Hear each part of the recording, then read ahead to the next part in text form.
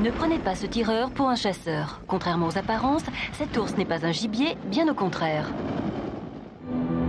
Le Colony National Park, véritable merveille de la nature. Nous sommes dans le nord-ouest du Canada, dans la province du Yukon, au-dessus de l'Alaska. Ici vivent en toute quiétude, à peine dérangés par les touristes de passage, 200 ours bruns appelés en Amérique du Nord grizzly. Le grizzly, c'est le cousin américain de notre ours des Pyrénées, par exemple. Mais si un ours des Pyrénées pèse adulte pour un mâle peut-être 100 à 200 kilos, les plus gros là-bas pèsent jusqu'à 600, voire un peu plus kilos. C'est un carnivore, hein, mais c'est de l'ordre des carnivores, mais il a un régime omnivore, il mange comme nous. 70% d'origine végétale, et puis 30% de son alimentation proviennent d'insectes, de charognes, d'animaux vivants éventuellement. Autant dire qu'il ne fait pas bon croiser un grizzly. Aussi, pour prévenir tout risque de rencontre malencontreuse avec l'homme, $1 million a été investi dans un programme de localisation des bêtes.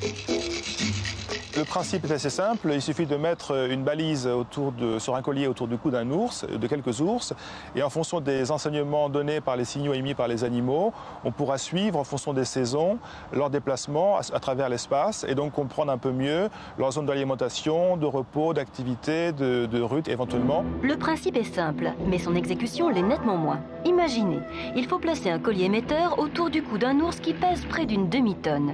Seule solution, l'anesthésier. Pour y parvenir, un tireur à bord d'un hélicoptère. Dans son fusil, une cartouche de somnifère. Touché, couché. Le calmant a fait son effet en moins de 10 minutes. La dose aurait endormi plus de 30 personnes. Dès lors, il y a urgence.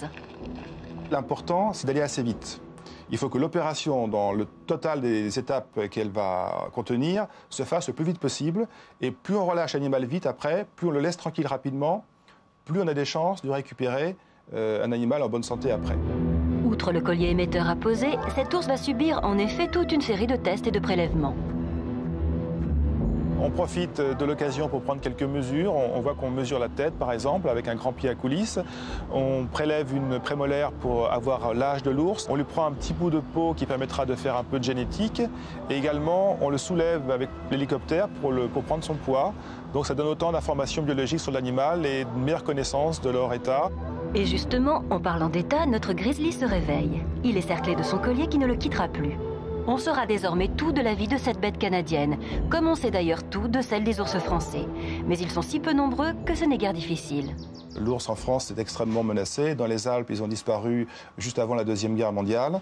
Et il reste que dans les Pyrénées quelques ours autochtones dans le Béarn, donc à l'ouest de la chaîne, plus les 3 réintroduits dans les Pyrénées centrales en 96 et 97. Et chaque femelle ayant donné 2 petits, donc on a maintenant 5 d'un côté, 6 de l'autre, ça fait 11. Pour un pays comme le nôtre, c'est pas extraordinaire. Comparativement, il y a plus de 10 000 ours bruns en Amérique du Nord. Pour revenir à notre grizzly, il a depuis longtemps récupéré tous ses moyens et n'est absolument pas gêné par son collier. Un collier qu'il faudra remplacer d'ici 2 ans.